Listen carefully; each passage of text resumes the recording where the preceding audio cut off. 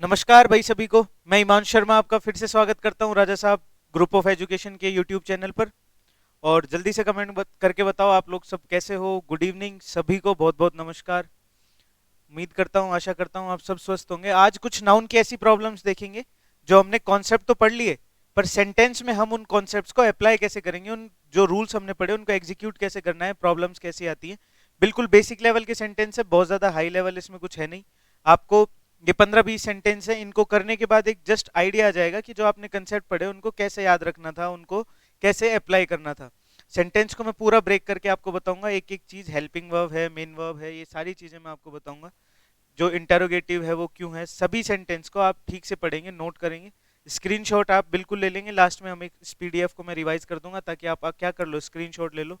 और जो वही आपने जो पढ़े थे, कंपाउंड नाउन को सिंगुलर बनाना, प्लूरल बनाना, कुछ नाउन हमेशा प्लूरल रहते हैं, पेंट्स, प्लायर्स, पिंसर्स। कुछ नाउन दिखते सिंगुलर हैं पर हमेशा होते हैं प्लूरल, जेंट्री, कवेलरी, इन्फेंट्री। और आपने देखा था कुछ कम कलेक्टिव नाउन होते हैं जिनके साथ सिंगुलर और प्लूरल वर्ब भी ठीक है, team, jury, committee, crew, council, ये सब। आपने देखा था brother in law, sister in law, ये सब ऐसे नाउन है जिनको मेन वर्ड में लेके क्या बनाया जाता है, प्लूरल बनाया जाता है। उससे पहले आपने ग्रीक और लैटिन की क्लास देखी थी, ग्रीक वर्ड कैसे कन्वर्ट होते हैं, लैटिन वर्ड्स को कैसे प्लूरल बनाया जाता है। ये सभी मिक्स प्रॉब्लम्स हम आज, उनका वर्ब के साथ कैसा ट्रीटमेंट है, ये सब हम क्या करेंगे आज देखेंगे इन सेंटेंसेस में। तो आइए शुरू करते हैं। आपका पहला सेंटेंस आज का, only today I have come to know about, I have come to know that you have two brother in laws. Only today, इस सेंटेंस का सब्जेक्ट है आई, यहां से शुरू हो रहा है, और ओनली टुडे उसकी adverb of time. I have come to know, आज मुझे पता लगा, हैव हेल्पिंग वर्ब, कम उसके बाद वर्ब की third form, come to know that you have, ये वापस से रिलेटिव प्रोनाउन, कंजंक्शन, कुछ भी बोल सकते हो आप। दूसरे सेंटेंस का subject have two brother in laws, ये उसकी वर्ब हैज, क्या यूज होता है भाई, नाउन। आपने देखा था ब्रदर इन लॉज आपका कंपाउंड नाउन का एग्जाम्पल है, ब्रदर इन लॉज आपका कंपाउंड नाउन का एग्जाम्पल है। और मैंने बोला था कंपाउंड नाउन के एग्जाम्पल को अगर आपको प्लूरल बनाना है तो उसमें मेन वर्ड में एस लगता है, लॉज में एस नहीं लगेगा, किस में लगेगा, ब्रदर में। आप बोलोगे आपके पास हैं two brothers in laws, brothers in law, आप समझे। सेंटेंस का सब्जेक्ट आए, आज पता लगा कि तुम, आपके दो ब्रदर इन लॉ हैं, यानी you have to brothers in law. ये कंपाउंड नाउन का एग्जाम्पल था, और कंपाउंड नाउन के एग्जाम्पल के मेन वर्ड में क्या लगाया जाता है भाई, एस। क्या इतनी बात समझ पाए आप, ये आपका पहला सेंटेंस। दूसरा, आई आपका subject, have helping verb, heard वही आपका conjunction, relative pronoun, you are shifting to new quarter. आप देखो जैसे ये सब्जेक्ट आया उसके हिसाब से यहाँ की वर्ब ठीक है, ये प्लूरल फॉर्म है, बिल्कुल ठीक है, शिफ्टिंग ठीक है, टू प्रीपोजिशन, उसके बाद में क्या है, न्यू क्वार्टर। आपने सुने हैं कोई वर्ड क्वार्टर, क्वार्टर से रिलेटेड आपने वर्ड सुने हो, कुछ वर्ड ऐसे होते हैं जिनका प्लूरल बनते ही उनका मीनिंग चेंज हो जाता है। आप बोलोगे क्वार्टर और क्वार्टर्स में क्या डिफरेंस है, आप बताओ क्वार्टर और क्वार्टर्स में क्या डिफरेंस है। आप देखोगे क्वार्टर का मतलब होता है 1/4, और क्वार्टर्स का मतलब होता है ए प्लेस टू लिव। आपने सबने सुना होगा government quarters, government quarters, government quarters. Quarter तो होता है भाई, बोतल खरीदते हो उसका 1/4 क्या होता है, क्वार्टर। और जब आप बोलोगे कि रहने की कोई जगह है तो वो क्या होगा, क्वार्टर्स। दारू की बोतल खरीदते हैं अपन, उसमें क्या है, 1/4 खरीदोगे छोटा, उसको क्या बोलते हैं, क्वार्टर। और आपकी ये रहने की जो जगह है, कमरा, जहाँ पे भी आप रहते हो, आपके घर का कोई भी पार्ट, या आपने सुने हो गवर्नमेंट क्वार्टर्स हैं, गवर्नमेंट ऑफिसर्स जहाँ रहते हैं, वो रहने की जगह। तो यार शिफ्टिंग टू न्यू क्वार्टर नहीं होगा, क्या होगा, क्वार्टर्स। क्या ये बात समझ में आई आपको। ये सिंगुलर और प्लूरल नाउन में थोड़ा डिफरेंस है, सिंगुलर उसका मतलब कुछ और है, प्लूरल कुछ और। Don't you know her angers is as dangerous as the flying fire. Don't you know her angers, किसी लड़की की बात हो रही है, और आप जैसे ही इस शब्द पे आए आपको पता लगा एंगर कोई अनकाउंटेबल नाउन है जिसमें एस लगाया नहीं जाता। आपने क्या बोला, एंगर्स, आपने अनकाउंटेबल नाउन में क्या लगा दिया, एस। अब आइए देखो B verb as dangerous as का रूल होता है कि जब आप कभी किसी चीज को कंपेयर कर रहे हो एज लिख रहे हो तो उसके बीच में हमेशा पॉजिटिव डिग्री आ रही है। Dangerous more dangerous most dangerous, तो ठीक है एज और एज के बीच में डिग्री कौन सी होगी, पॉजिटिव। द फ्लेइंग फायर चमचमाती आग के जैसा खतरनाक, फ्लेयरिंग का मतलब होता है जो हाईलाइट हो रहा है या ज्यादा ब्राइट है। तो उसका गुस्सा ऐसा है जैसे आग की तरह उसका गुस्सा है। तो एंगर्स नहीं होगा, क्या होगा, एंगर। गुस्से को कभी प्लूरल नहीं बनाया जाता क्योंकि अनकाउंटेबल नाउन है। एक गुस्सा, दो गुस्सा, तीन गुस्से नहीं हो सकते। सिर्फ क्या होता है, एंगर एक मूड है, स्टेट है मूड की आपके, क्या बोलोगे, एंगर। एंगर्स नहीं होगा। शी हैड ऑलरेडी गिवन, अब ये देखो ये आपकी हेल्पिंग वर्ब, ये V3, ये ऑलरेडी एडवर्ब, ये इसका सब्जेक्ट, यू ऑब्जेक्ट आ रहा है, an information regarding that mishap. अब आप देखो मैंने आपको बताया था इंफॉर्मेशन से कुछ याद आया हो आपको, इंफॉर्मेशन से आपको ये याद आना चाहिए था कि सर इंफॉर्मेशन एक ऐसा नाउन है जो हमेशा क्या रहता है, अनकाउंटेबल। क्या रहता है भाई, अनकाउंटेबल।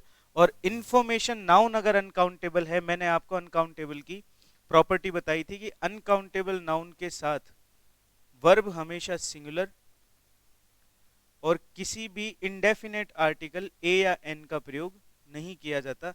आपने बोला एन इंफॉर्मेशन, तो ये क्या हो जाएगा, गलत। आपको सिर्फ इतना बोलना होगा she had already given information regarding this mishap. क्या इतनी बात समझ पाए?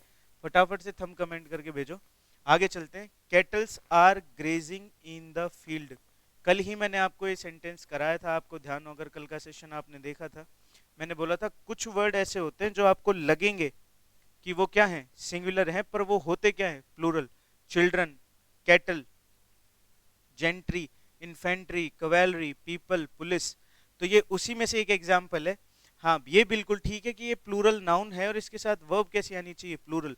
पर ये नाउन बिना किसी एस के ही प्लूरल है। आपने कैटल में एस लगाया, इसको गलत बना दिया। आपको सिर्फ क्या बोलना था, कैटल। कैटल में एस लगाना गलत हो जाएगा, आपको सिर्फ क्या बोलना था, कैटल। वर्ब इसके साथ प्लूरल आएगी, बिल्कुल ठीक है। ये वर्ब है, ये आईएनजी मेन वर्ब, ये प्रीपोजिशन, और ये इसका क्या है, ऑब्जेक्ट। क्या बात समझ पाए? आगे आ जाओ। Yesterday time adverb, she gave me, आप देखो ये सब्जेक्ट, ये V2, पास्ट इन डेफिनिट। मी इसका क्या है, ऑब्जेक्ट। आई का क्या है, ऑब्जेक्टिव प्रोनाउन। क्या होता है आई का, ऑब्जेक्टिव केस होता है। आई माई मी, मी क्या है, ऑब्जेक्टिव केस, ठीक है। She gave me many pieces of advices. ये पढ़ो आप, क्योंकि आप नाउन की प्रॉब्लम देख रहे हो तो ऑलमोस्ट सी बात है कि ध्यान आपका इसी ओर जाएगा। Many pieces of advice but I refuse to obey. मैंने मानने से मना कर दिया, उसने मुझे बहुत ज्यादा ज्ञान दिया। अब ये जो ज्ञान देने की जो बात है, एडवाइसेस जो आपका नाउन है, मैंने बोला था ये कैसा है, अनकाउंटेबल। आप इनके साथ कुछ शब्द लगा के इनको सिंगुलर प्लूरल बना सकते हो, पर आप कभी भी अनकाउंटेबल नाउन को प्लूरल नहीं बना सकते। आपने बोला एडवाइसेस, आपका सेंटेंस क्या हो गया, गलत। आपने जैसे ही बोला एडवाइसेस, आपका सेंटेंस क्या हो गया, गलत। तो इसका मतलब जो ये पीसेज ऑफ एडवाइस था, आपको एस हटाना था, तो आप बोल सकते थे पीसेज ऑफ एडवाइस। क्या इतनी बात समझ में आई? वापस आ जाओ, मैं एक बार रिपीट कर देता हूँ। कंपाउंड नाउन के मुख्य शब्द में एस लगाया जाता है, ब्रदर्स आएगा। आपने बोला क्वार्टर नहीं होता, क्या होता है, क्वार्टर्स होगा। Don't you know her angers, uncountable noun में एस नहीं लगाया जाता। She had already given you an information, uncountable noun से पहले किसी आर्टिकल का भी यूज नहीं किया जाता। Cattles are grazing in the field, cattle खुद एक प्लूरल वर्ड है, इसके साथ एस नहीं लगाया जाएगा।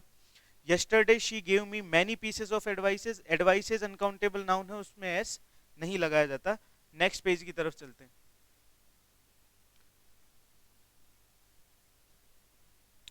बहुत ही शानदार सेंटेंस है आपका next. She was greeted by, she was greeted by all passer bys near Lakshmi Nagar metro station. She was greeted, ये देखो ये बी प्लस वर्ब की थर्ड फॉर्म हुई। ये बाय प्रीपोजिशन प्लस ऑब्जेक्ट हुआ, ये फिर प्रीपोजिशन और ये ऑब्जेक्ट। अब आप देखो कि उसे ग्रीट किया गया सभी पासर बायज से। एक वर्ड आपने शायद मैंने नहीं बताया, फिर भी आपके नोटिस में आना चाहिए था। पासर बायज जो प्लूरल बनाया जाता है वो पासर्स बाय होता है। पासर बायस बोलना क्या है, गलत। वही कंपाउंड नाउन के मुख्य शब्द में क्या लगाया जाता है, एस। क्या बोर्ड विजिबल है भैया, आपको दिख रहा है? ठीक है, आपको दिख रहा है तो हमने बोला कि पासर बायस बोलना क्या है, गलत। आपको क्या बोलना होगा, पासर्स बाय। ये रॉन्ग यूज है। ठीक है, ये प्रीपोजिशन, ये ऑब्जेक्ट नंबर 2, इस प्रीपोजिशन का ऑब्जेक्ट नंबर 1। तो इस सेंटेंस में प्रॉब्लम थी, पासर बायस नहीं होता, बी वाई के बाद एस नहीं लगाया जाता, पासर के बाद लगाया जाता। She has only 2 issues while her sister has 2 offspring. इसको अवॉइड करना भाई, ये शायद टाइपिंग मिस्टेक है। शी हैज ओनली, आपको पता है ये सब्जेक्ट, हैज के बाद क्या आता है, नाउन। ठीक है, या हैज प्लस वर्ब की थर्ड फॉर्म, या हैज है बाद में noun. While her sister has 2 offspring. Offspring किसको बोलते हैं भाई? आपने देखा होगा, जैसे मैं बोलूं 2 बुक्स, हम क्या बोलते हैं, 5 पेन्स। तो इसी तरह से 2 ऑफ स्प्रिंग यूज करना क्या है, गलत। आप बोलोगे ऑफ स्प्रिंग्स। इसका मतलब होता है आपके बाद में आने वाले आपके फैमिली के मेंबर्स, जिनको बोलते हैं वंशज, उसके 2 और वंशज हैं, ऑफ स्प्रिंग्स। ठीक है, आगे आ जाओ। Most people in India now live in a house built of BRICS. ये देखो, ये पूरा इसमें क्या कर रहा है, सब्जेक्ट का काम कर रहा है। ये वर्ब की first form, most people plural है, इसलिए वर्ब की फर्स्ट फॉर्म आई है। इसमें क्या नहीं लगा, एस या ईएस नहीं लगा। ये आपकी प्रीपोजिशन हुई। हाउस बिल्ट ऑफ ब्रिक्स, ये पूरा इसका ऑब्जेक्ट है। वर्ब और प्रीपोजिशन के बाद क्या आता है, object. Bricks, but earlier it was not like that, पहले ऐसा नहीं होता था, अब ये क्या है, ऐसा होने लगा है। तो आप देखो, हाउस बिल्ट ऑफ ब्रिक्स, यहां पे ब्रिक्स का यूज करना गलत है। आपको, आपने बोला my house is built of BRICS, ये बोलना बिल्कुल गलत है। आप बोलोगे my house is built of brick, ईंट जिसका मतलब होता है, इसके साथ एस नहीं लगाया जाता। तो आपके सेंटेंस में दिक्कत क्या है, ये तो आपका सब्जेक्ट था, प्लूरल था, वर्ब की फर्स्ट फॉर्म है। ठीक है, ये प्रीपोजिशन है, ये इसका ऑब्जेक्ट है, ये वापस से प्रीपोजिशन, ये उसका ऑब्जेक्ट, बट के बाद ये सेंटेंस दूसरा है, इट इसका subject, was not like that, पहले ऐसा नहीं होता था। तो आपने बोला कि इस सेंटेंस में आपको ब्रिक्स नहीं बोलना, क्या बोलना है, ब्रिक। ब्रिक्स गलत यूज होता है, ब्रिक सही होता है। आ जाओ आगे। These furnitures are, these furnitures इस सेंटेंस का क्या है, सब्जेक्ट।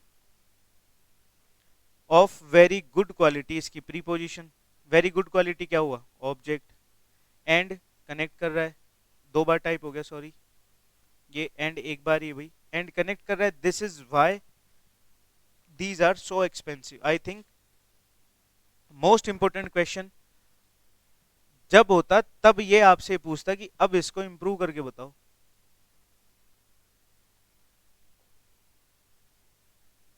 इसको इंप्रूव करना है आपको, सेंटेंस वहां से कोई मतलब नहीं है। मतलब ये जो बाकी का सेंटेंस दिया हुआ है प्लूरल वर्ब के साथ, ठीक है, कोई दिक्कत नहीं। And this is why these are so expensive, आगे का भी बिल्कुल ठीक है, कोई दिक्कत नहीं। आप इसको इंप्रूव करके बताओ। जैसे मैं ऑप्शन देता हूँ, फर्नीचर अनकाउंटेबल नाउन को क्या नहीं बनाते, प्लूरल नहीं बनाते। B option, all these furniture.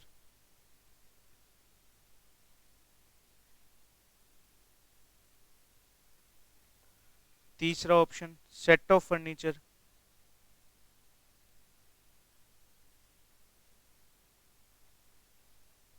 चौथा ऑप्शन, सेट्स ऑफ फर्नीचर। अब जल्दी से आपको फटाक से कमेंट करके बताना है कि इन चारों ऑप्शन में से आप इसको कैसे इंप्रूव करोगे। ये 4 ऑप्शन आपको दिए हुए हैं, सिर्फ इस पार्ट को इंप्रूव करना है, सिर्फ इसको, दीज फर्नीचर्स को। बाकी सेंटेंस मैंने मान लिया, आप भी मान लो, ये सेंटेंस क्या है, बिल्कुल ठीक है। आपको दीज फर्नीचर्स को क्या करना है, इंप्रूव। बताओ फटाफट से क्या आंसर हो सकता है इसका। आपने बोला फर्नीचर, तो मैं बोलूंगा फर्नीचर बिल्कुल गलत हो गया, क्योंकि वर्ब क्या लगी हुई है, प्लूरल। ये फर्नीचर के साथ कभी आर नहीं आ सकता, फिर यहाँ पे वर्ब क्या होनी चाहिए थी, इज। तो पहला ऑप्शन आपका इसलिए गलत हो गया क्योंकि जो आगे की वर्ब दी गई है वो क्या दी गई है, आर। आपने बोला ऑल दीज फर्नीचर, मैंने बोला ऐसी कोई एब्रीविएशन मैंने आपको बताई नहीं थी कि जिससे अनकाउंटेबल नाउन को क्या बनाया जा सके, प्लूरल बनाया जा सके। पहली बात, इससे पता ही नहीं लग रहा ये काउंटेबल बना भी है या नहीं है। बात समझ गए? पहला ऑप्शन इसलिए गलत है क्योंकि यहाँ पे आर दिया हुआ है, दूसरा ऑप्शन इसलिए गलत है क्योंकि पता ही नहीं लगा ये काउंटेबल बना है या प्लूरल बना है। तीसरा ऑप्शन सेट ऑफ फर्नीचर, बिल्कुल अब ये काउंटेबल नाउन की तरह बिहेव कर रहा है, पर मैंने आपको बोला था कि अगर ऑफ प्रीपोजिशन है सेंटेंस में तो उससे पहले जो शब्द है उसका नेचर देखना होगा। अगर वो शब्द सिंगुलर तो वर्ब आएगी कैसी, सिंगुलर, और अगर वो शब्द प्लूरल है तो उसके बाद वर्ब कैसी आएगी, प्लूरल। तो अगर ये सेट ऑफ फर्नीचर है और यहाँ पे आर है तो इनका कोई पेयर नहीं है। तीसरा ऑप्शन भी क्या हो गया, गलत। चौथा ऑप्शन बचता है आपके पास सेट्स ऑफ फर्नीचर, ये प्रीपोजिशन, ये इसका ऑब्जेक्ट, और ये क्या है, सेट्स। यहाँ उठा के आप रख दो, sets of furniture are of very good quality and this is why these are so expensive. अच्छा ठीक है, ये तो तब था जब आप सिर्फ इतने को इंप्रूव करते। एक और चीज दिखाता हूं मैं आपको, एक और कॉन्सेप्ट देखते हैं। अगर ये ऐसे बोलता दीज फर्नीचर्स आर को आपको इंप्रूव करना है, और आपके दो ही ऑप्शन दूं मैं, दो ऑप्शन देता हूं आपको। A option,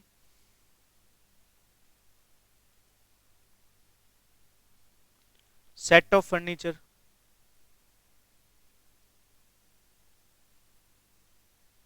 set of furniture is, and B sets of furniture are। अब बताओ आप इसको कैसे इंप्रूव करोगे, ए बोलोगे या बी बोलोगे? मैंने बोला आपको यहां तक इंप्रूव करने की परमिशन है, यानी आपको हेल्पिंग वर्ब बदलने की भी क्या है, परमिशन है। आप चाहो तो इज लगा लो, आप चाहो तो क्या लगा लो, आर। अगर आपने ए ऑप्शन आंसर दिया है, जल्दी से कमेंट करके बताओ कि आपने आंसर क्या दिया है, ए ऑप्शन या बी ऑप्शन। अगर आपने आंसर ए ऑप्शन दिया है तो ये सेंटेंस बिल्कुल बिल्कुल गलत हो जाएगा, और आप अभी मैं आपको बताऊंगा कि ये सेंटेंस गलत क्यों होगा अगर आपने ए ऑप्शन चुना है तो। और अगर आपने बी ऑप्शन चूज किया है तो ये सेंटेंस बिल्कुल सही हो जाता है। उसका रीजन भी मैं बताता हूं। आपने बोला सेट्स ऑफ फर्नीचर्स आर, आपने क्या वर्ब रखी, प्लूरल। पहले अपन देखते हैं, आपने रखी वर्ब सिंगुलर।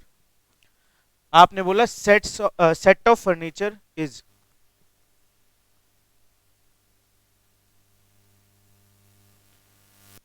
तो यहां तक तो ठीक है, very good quality and this is why. जैसे ही आप यहां पर आए दीज आर सो एक्सपेंसिव, तो क्या आपको पता लगा कि वो पहले से ही मान रहा है कि फर्नीचर जो है वो प्लूरल है। मैंने कहा था आपको इंप्रूव करना है, पर जैसे ही आप यहां पे आए क्या आपको पता लगा कि उसने पहले से ही बोला है दीज आर सो एक्सपेंसिव, यानी उसने अनकाउंटेबल नाउन को पहले ही प्लूरल मान लिया है और उसके हिसाब से बोला है कि ये फर्नीचर के जो सेट हैं वो बहुत ही अच्छी क्वालिटी के हैं और बहुत ज्यादा एक्सपेंसिव भी हैं। तो एक्सपेंसिव में आपने देखा दीज आर सो एक्सपेंसिव, जो दूसरा सब्जेक्ट यहाँ पर यूज हुआ है वो ऑलरेडी प्लूरल है और वर्ब भी उसके साथ कैसी आई है, प्लूरल। तो इसलिए मैंने आपको बोला कि अगर आपने ऑप्शन चूज किया था तो वो क्या था, गलत। दूसरा ऑप्शन क्या आएगा, furniture are.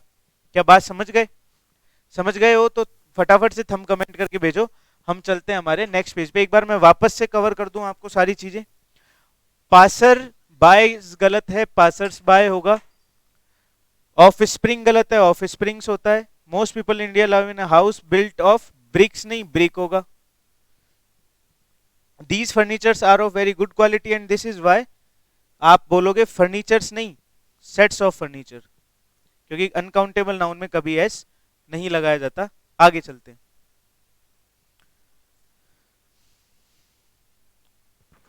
The High Court of Jodhpur has issued 5 summons against him so far। अब तक हाई कोर्ट जोधपुर ने उसके खिलाफ 5 समन्स इशू कर दिए। ठीक है, मैंने आपको वर्ड पढ़ाया था समन्स, आपको ध्यान होगा अच्छे से। और मैंने ये बोला था कि आप कंफ्यूज होगे ये सोचकर कि इसके लास्ट में एस है तो ये क्या है, सिंगुलर, पर ये होता कैसा है, सॉरी आप सोचोगे लास्ट में एस है तो क्या होता है, प्लूरल, पर ये एक्चुअल में क्या है, सिंगुलर। और जब भी हम किसी नाउन को प्लूरल बताना चाहते हैं, जैसे मैंने लिखा टू, तो मैं क्या लिखूंगा, टू कार्स, आने वाला नाउन क्या होगा, प्लूरल। मैंने बोला 5, बैग लिखा तो क्या हो जाएगा, गलत, क्या बोलना पड़ेगा, 5 बैग्स। इस नाउन को तो क्या बनाना है, प्लूरल। ये सिंगुलर है भाई 5 के बाद। आपने देखा the high court of Jodhpur इस सेंटेंस का क्या है, सब्जेक्ट। हैज उसकी हेल्पिंग वर्ब, इशूड वर्ब की थर्ड फॉर्म। 5 समन्स, 5 के बाद जो आ रहा है नाउन है वो आपका सिंगुलर है। तो सिंगुलर नाउन क्या हो जाएगा, गलत। आपको नाउन में क्या जोड़ना पड़ेगा, एस या ईएस। अगेंस्ट हिम सो फार ये प्रीपोजिशन और उसका ऑब्जेक्ट।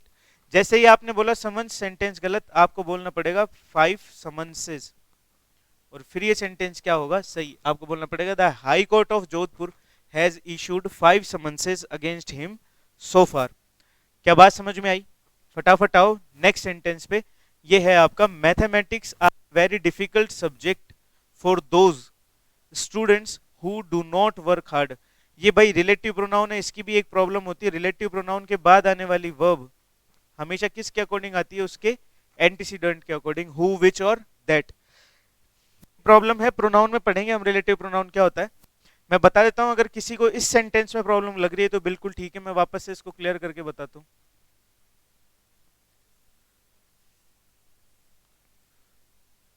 देखो, मैथमेटिक्स इसका क्या है, सब्जेक्ट। आर इसकी क्या हुई, वर्ब। वेरी डिफिकल्ट सब्जेक्ट, ठीक है, ऑब्जेक्ट। प्रीपोजिशन, प्रीपोजिशन के बाद दोज स्टूडेंट्स हु, ये रिलेटिव प्रोनाउन का एंटीसीडेंट। और ये रिलेटिव प्रोनाउन के बाद जो ये वर्ब आ रही है उसकी हम बात कर रहे हैं, डू नॉट वर्क हार्ड।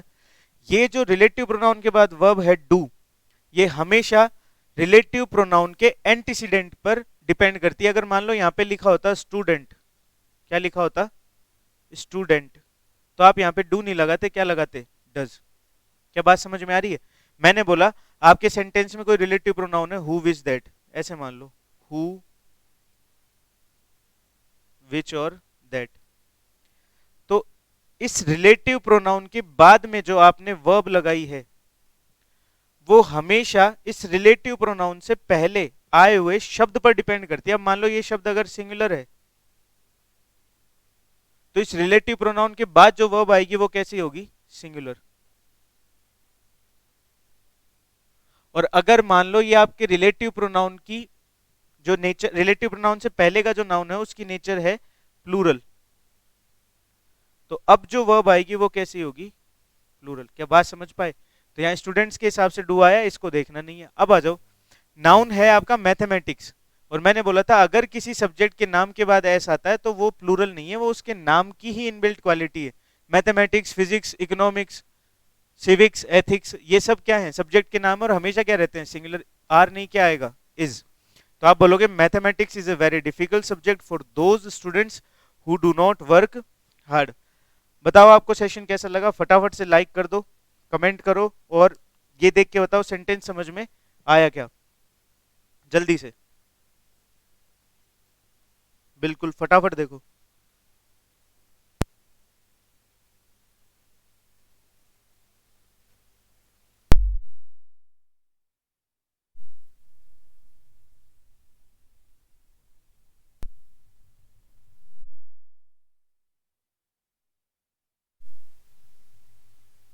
आ जाओ भाई, आई होप आपको समझ में आया होगा।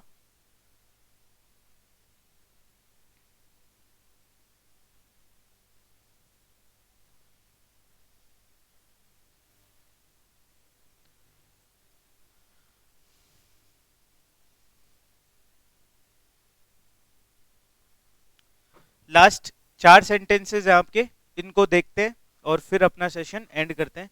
ऊपर ही ऊपर का सेंटेंस है, first, gentry of Mumbai does not like Salman Khan at all. Gentry of Mumbai does not like Salman Khan at all. मैंने बोला था जेंट्री, आप देखो अभी जेंट्री ऑफ मुंबई इस सेंटेंस का क्या है, subject. Do not like helping verb, और किसका कॉम्बिनेशन है, sorry, does not like. Does क्या है आपकी, हेल्पिंग वर्ब, ये not negative adverb, like main verb, Salman Khan at all उसका क्या हुआ, ऑब्जेक्ट। आपने देखा gentry of Mumbai does not like Salman Khan में हम कह रहे हैं कि मुंबई की जो जेंट्री है वो सलमान खान को पसंद नहीं करती, बिल्कुल ठीक बात है। क्या आपने पढ़ा था, जेंट्री, कवेलरी, पीपल, इन्फेंट्री, पुलिस, ये सब कैसे नाउन है, प्लूरल। तो जैसे ही आपने प्लूरल नाउन बोला तो आप डज नहीं लिख पाओगे सर, यहाँ पे आपको लिखना होगा डू। क्या लिखना होगा, डू। अगर आपने बोला डज तो गलत हो जाएगा, आपको प्लूरल वर्ब देनी पड़ेगी, इसमें आएगा gentry of Mumbai do not like Salman Khan at all. Next sentence, police has arrested him so we are going to the police station. अब आप देखो दो सेंटेंसेस हैं, पुलिस ने उसको अरेस्ट कर लिया और हम पुलिस स्टेशन जा रहे हैं। तो जब आपका जो नाउन सब्जेक्ट है वो है पुलिस, और मैंने कहा ये हमेशा किस फॉर्म में रहता है, प्लूरल में, तो पुलिस हैज अरेस्टेड हिम नहीं आएगा, हैज प्लस वर्ब की थर्ड फॉर्म का कॉम्बिनेशन है, ये हैज गलत हो जाएगा, क्या आएगा, हैव प्लस वर्ब की थर्ड फॉर्म, और ये हिम उसका क्या है, ऑब्जेक्ट। नेक्स्ट सेंटेंस पे आ जाओ। नेक्स्ट सेंटेंस है आपका, his mathematics is very good so he will surely obtain more marks in exam. उसकी मैथमेटिक्स बहुत अच्छी है और उसके मार्क्स कैसे आएंगे, अच्छे। अब आप देखो, हिज मैथमेटिक्स इसका क्या है, सब्जेक्ट, इज आपकी वर्ब, वेरी गुड उसका ऑब्जेक्ट, और ये इसकी रीजन क्लोज है, रिजल्टेंट क्लोज सॉरी। तो उसके मार्क्स कैसे आएंगे, अच्छे। पर आप एक बात बताओ, मैंने बोला था सब्जेक्ट का नाम क्या होता है, सब्जेक्ट का नाम सिंगुलर होता है, तो उसके हिसाब से सेंटेंस क्या हुआ, बिल्कुल ठीक। पर मैं कह रहा हूँ ये सेंटेंस गलत है। क्यों बोला मैंने ऐसा, मैंने आपको एक बात बताई थी कि जब भी किसी सेंटेंस में किसी सब्जेक्ट के साथ पजेसिव वर्ड को यूज किया जाता है, माय, हिज, योर, किसी भी अधिकार बताने वाले शब्द को यूज किया जाता है सब्जेक्ट के साथ, तो उस केस में आपको हमेशा वर्ब कैसी देनी पड़ती है, प्लूरल। अगर आपने बोला हिज मैथमेटिक्स इज तो गलत हो जाएगा, यहाँ सब्जेक्ट की बात नहीं हो रही, उसके मैथमेटिकल स्किल्स की बात हो रही है, और स्किल्स हमेशा क्या वर्ब लेती है, प्लूरल। आप बोलोगे हिज मैथमेटिक्स आर, आपने बोला इज तो सेंटेंस गलत, आपको क्या बोलना पड़ेगा, are. Would you please tell me how many soaps do you use in a month, मैंने बोला था। आप देखो ये क्वेश्चन पूछ रहा है कि आप बताओगे कि कितनी सोप्स यूज करते हो, तो हाउ मैनी एंड सोप्स, आप ध्यान करो मैंने आपको बोला था bar of soap, piece of cake, pieces of information, piece of furniture, ये सभी कैसे नाउन है, अनकाउंटेबल रहने वाले। और अगर सोप अनकाउंटेबल है तो अनकाउंटेबल नाउन को कभी प्लूरल नहीं बनाया जाता, आपको बोलना पड़ेगा सोप। और अनकाउंटेबल का एडजेक्टिव क्या होता है, मच, मैनी नहीं बोलोगे, आपको बोलना पड़ेगा how much soap do you use in a month. वापस से बता देता हूं, आपने बोला सोप्स, आपने बोला सोप्स, मैंने बोला सोप एक ऐसा नाउन है जो हमेशा क्या रहता है, अनकाउंटेबल, और इसका प्लूरल गलत होता है। तो पहली बात तो आपको सोप्स को किस में कन्वर्ट करना होगा, सोप में। और फिर जब ये अनकाउंटेबल नाउन है तो क्या अनकाउंटेबल नाउन का एडजेक्टिव मैनी होता है, आप बोलोगे मैनी नहीं, क्या होता है, मच, तो इसकी करेक्ट फॉर्म होगी हाउ मच सोप। तो दोस्तों कमेंट करके बताओ कि आपको इतना समझ में आया। आज का सेशन यही था, आपने देखा होगा जो आपकी नाउन की जो बेसिक्स प्रॉब्लम्स हैं वो हमने सारी इसमें देख ली हैं। आपकी तैयारी इससे और अच्छी बूस्ट होगी, आपका बेस और स्ट्रॉन्ग होगा। इसके बाद जो क्वेश्चंस आएंगे, जो सेंटेंस आएंगे, थोड़े टफ आएंगे, और जो कंसेप्ट आपके नाउन के बचे हुए हैं वो भी हम इसमें कराएंगे। उसके बाद मैं और सेंटेंसेज आपके सामने लेके आऊंगा, इनफ प्रैक्टिस होगी, कोई टेंशन वाली बात नहीं है। इसी के साथ मैं हिमांशु शर्मा आपसे विदा लेता हूँ, बहुत बहुत धन्यवाद, गुड नाइट, गुड इवनिंग।